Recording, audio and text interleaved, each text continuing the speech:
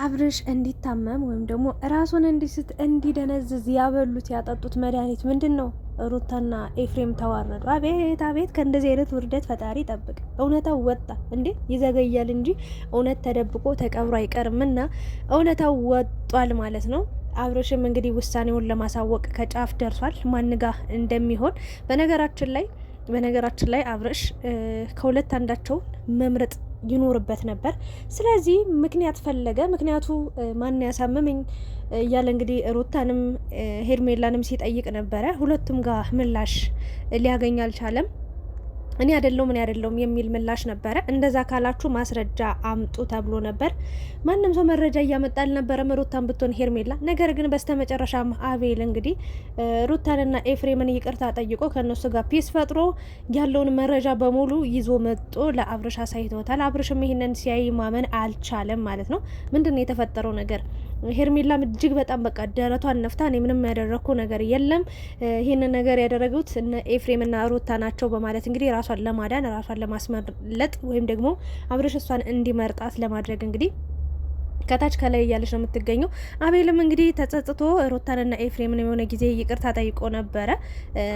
ሰው ሁሉ ጥሩ ነው ያደረግ፣ ጥሩ ውሳኔ ነው የወሰንክ ይለው ነበር አንዳንዱ። ሌሎቹ ደግሞ ከሃዲ ነህ፣ እንዴት ሄርሜላን ትክዳለህ የሚል ነገርም አለ።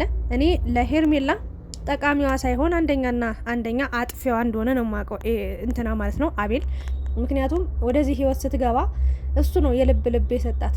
አብርሽ ይቀበላታል ብሎ በ100% እርግጠኛ ሆኖ ጓደኛዬ ነው አሳምነዋለሁ ብሎ ያገዛት የረዳት እሱ ነው። እሱ አይሆንም ቢላት ኑሮ ወይም ደግሞ ከሩታ ጋር ያላለቀ ነገር አለ እንዴት ይሄ ሊሆን ይችላል ብሎ ጥያቄ ቢጠይቅ እንኳን በዛ ሰዓት እሷም ቆም ብላ ራሷን ጠይቃ ከራሷ ጋር አውርታ ይህንን ህይወት አትጀምርም ነበረ። ሄርሜላ አሁን ራሷን ለማስመለጥ ራሷን ለማዳን እየሞከረች ነው የምትገኘው። ግን እውነት ነው አሸናፊ የሚሆነው ብዬ ነው የማስበው። እንግዲህ ኤፍሬም ተናግራለች ራሷም ወደ እነሱ ቤት የሄደ ጊዜ በቃ ከዚህ በኋላ አብርሽ ደህና ይሆናል፣ መድኃኒት ሰጠነዋል፣ ወይም ደግሞ ከኛ ጋር ሆኖ ደህና የሚሆንበትን ነገር ሰጠነዋል የሚል ነገር ተናግሮ የነበረ። ስለዚህ ይሄ ሁሉ የኤፍሬምና የሩታ ነገር ነው በማለት ተናግራለች። የድምጽም የቪዲዮም የሪከርድ ብዙ ነገሮችን ማስረጃ ይዘው መጥተዋል።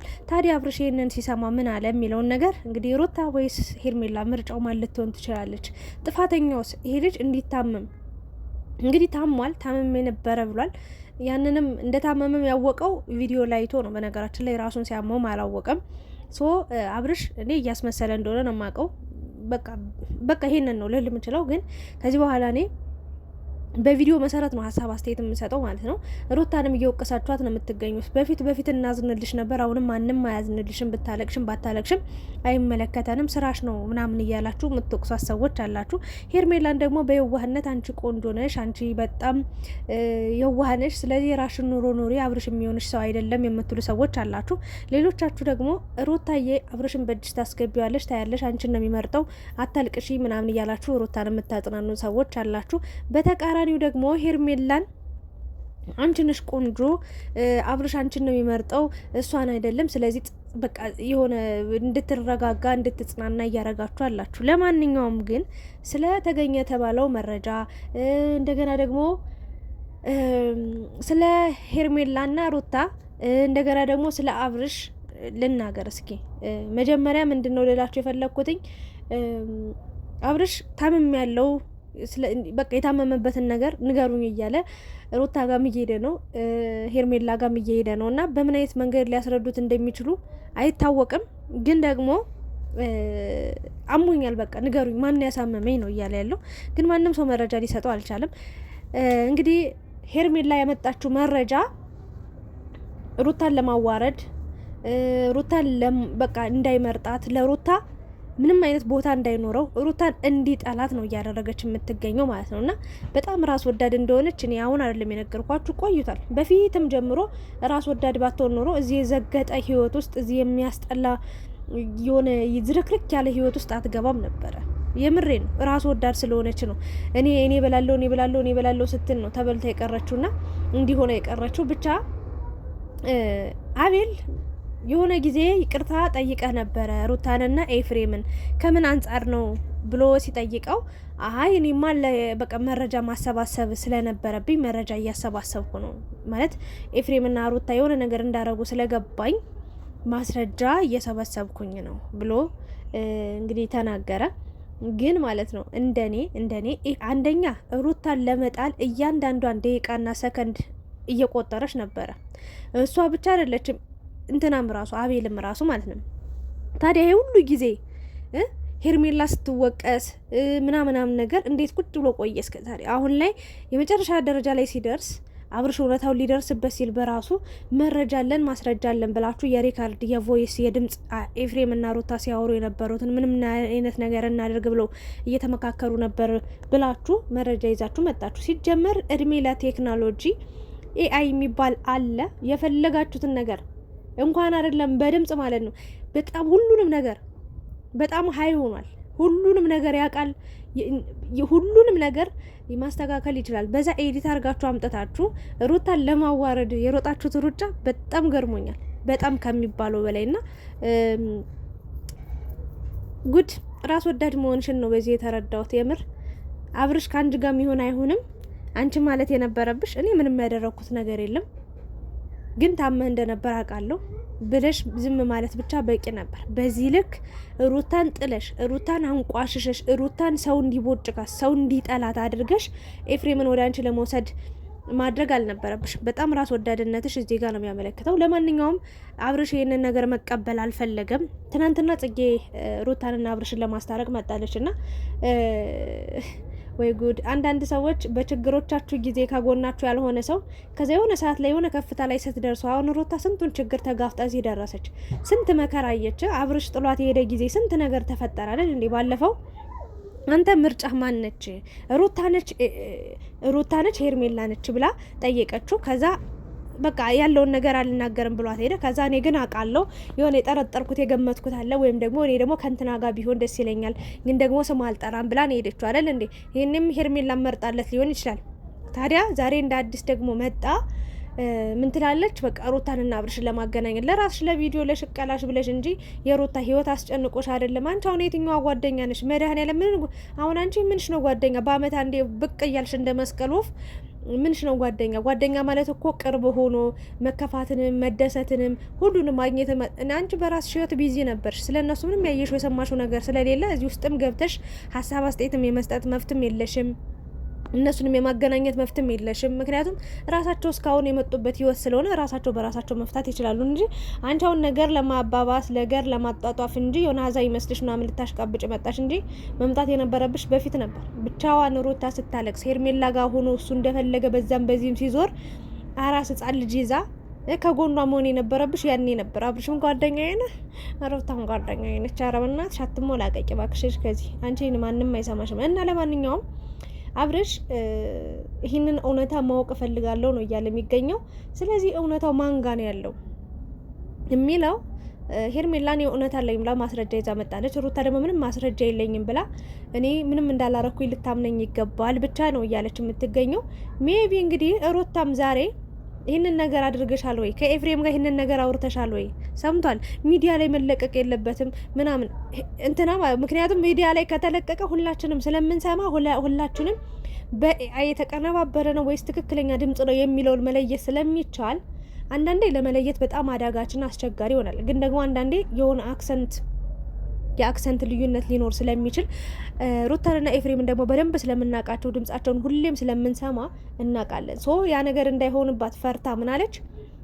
አይ ለካሜራ መውጣት የሌለበት ነገር ነው። ምን ችግር አለው? ወጣ አልወጣ ምን እንዲወጣልን እንደዚህ ማስረጃ ይዘሽ የመጣሽው እና ይህንን ነገር ነው ድብቅብቅ ተብሎ በቃ ኧረ ለካ እንደዚህ አድርገው የነበር ምናምን ያ ሞኝ ጅሉ አብርሽ መሰለሽ እንዲያውል ላይ አሁን አንቺን በየት በኩል ልራቃት፣ በየት በኩል ልሸሻት፣ በየት በኩል ልተዋት፣ በየት በኩል ልጣላት ብሎ መንገድና ሰበብ እየፈለገ እንደሆነ አልገባሽም አንቺ። አሁንም ገና አብርሽ ላይ ነሽ። በቃ አብርሽ እያልሽ ነገ ቁጭ አድርጎሽ ይሄዳል። ታያለሽ። እግዚአብሔርን ብድር በምድር ነው። ሩታ ስታለቅስ የተሳለቅሽበትን ያህል አንቺ ደግሞ ታያለሽ፣ ታለቅሻለሽ። ሌላ ደግሞ አንቺ ላይ የምትሳለቅ ሴት ትመጣ ይሆናል። እና ለማንኛውም ይህ ማስረጃ አብርሽ እንደው ጊዜው አልተሸወደም። ይሄ ነገር ተቀነባብሮ ሊሆን ይችላል። ስለዚህ ሩታንና ኤፍሬምን በትክክል አግኝቼ በአካል ይህንን ድምጽ አሰምቻቸው የሚሉኝን ሰምቼ ነው ልወስን የምችል እንጂ ይህንን ነገር ብቻ አይቼ ሰምቼ ምንም የምወስነው ነገር የለኝም በማለት እንግዲህ ምላሽ ሰጧል ማለት ነው።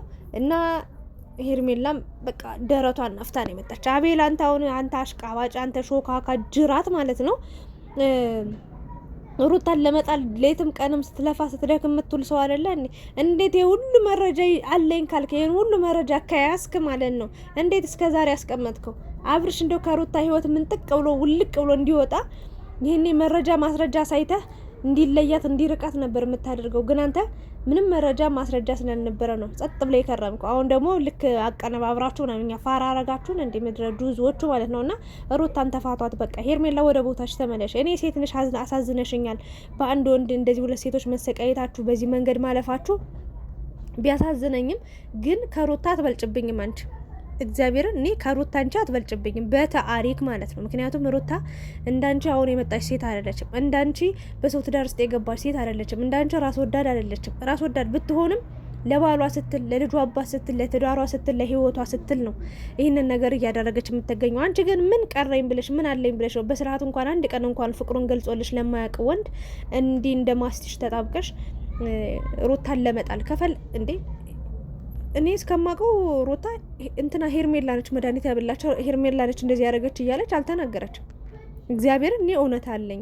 እኔ አንተን ልጎዳ አልችልም፣ አንተን ልበድልህ አልችልም። የልጅ አባት ነህ፣ ነገ ታስፈልገኛለህ። ለእኔ ብቻ ሳይሆን ለልጄም የምታስፈልገው ሰው ነህ። ስለዚህ አንተ ላይ የሚጎዳ ነገር፣ ለአንተ ላይ ክፋት አላስብም፣ እባክህ ተረዳኝ ነው እያለች የምትገኘው። እሷ ደግሞ በተቃራኒው ሩታን ለመጣል ከሩታ አሸናፊ ሆና በቃ ከሩታ በልጣ ለመታየት ነው እሪ እያለች። አንቺ በምንም አትበልጭም፣ እግዚአብሔርን በምንም ነገር አትበልጫትም። እንደውም ትበልጥሻለች በሁሉም ነገር እና ይህንን ለማለት ነው። አብርሽ ደግሞ ዛሬ እውነታውን አውቆ በጣም ትክክልና ጥሩ ውሳኔ ነው የወሰንከው።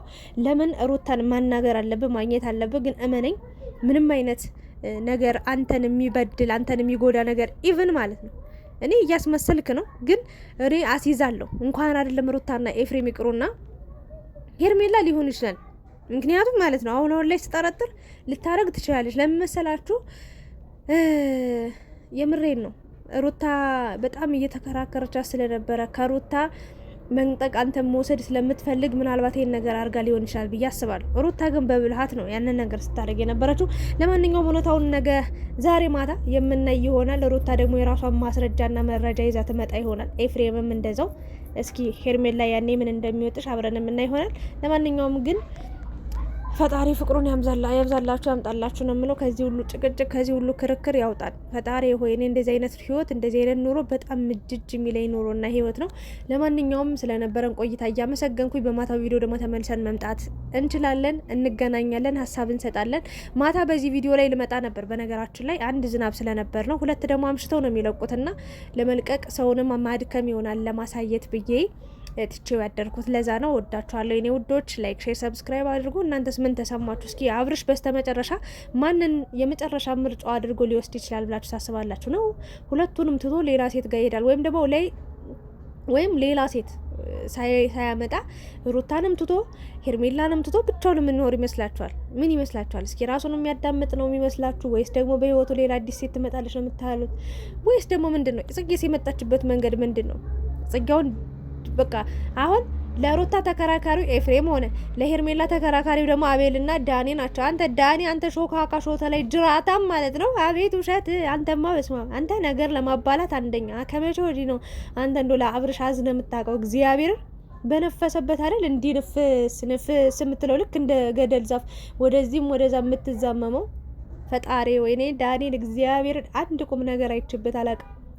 በቃ ነገር ባለበት አለ የሚያቀጣጥለው ክብሪቱን የሚጭረው። ኧረ አጭር ሰውስ ተንኮለኛ ነው። ወይኔ ፈጣሪ ወይኔም አጭር ነኝ በነገራችን ላይ።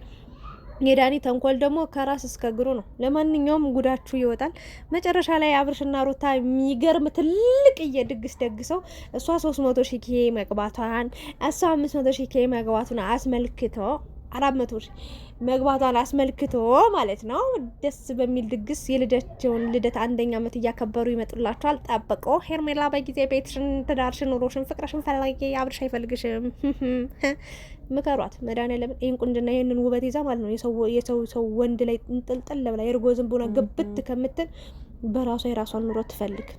እኔ ይህንን ነው ልል የምችለው። የእናንተ ሀሳብ አስተያየት ካለ ጨምሩበት። ምን ጊዜም ቢሆን በሰው ህይወት ውስጥ የገባ ሰው በእግዚአብሔር ዘንድም የተጠላ ነው። በሰው ዘንድም የተጠላ ነውና ቡዜ ደግሞ ይሄን ያህል አፍሽን መክፈት አይጠበቅብሽም። በቃ ከወጣሽ ውጪ። ከዚህ በኋላ እኔ ድኛለሁ፣ ጤነኛ ነኝ፣ በራሴ መወሰን በራሴ ነገራቶችን የማየት አለኝ፣ በቃ መፍት አለኝ፣ እችላለሁ ብሏል አይደል? ስለዚህ አንቺ በቃ እንደ ዴቭ ራሽን አግሊ። ለነገሩ ዴቭም አለ፣ ታውት በቃ ልጁ ይኖርበት ነው የምለው። ለማንኛውም በማታው ቪዲዮ እንመለሳለን። ላይክ፣ ሼር፣ ሰብስክራይብ እያደረጋችሁ ሀሳብ አስተያየታችሁን ኮሜንት ላይ አስቀምጡ። አመሰግናለሁ።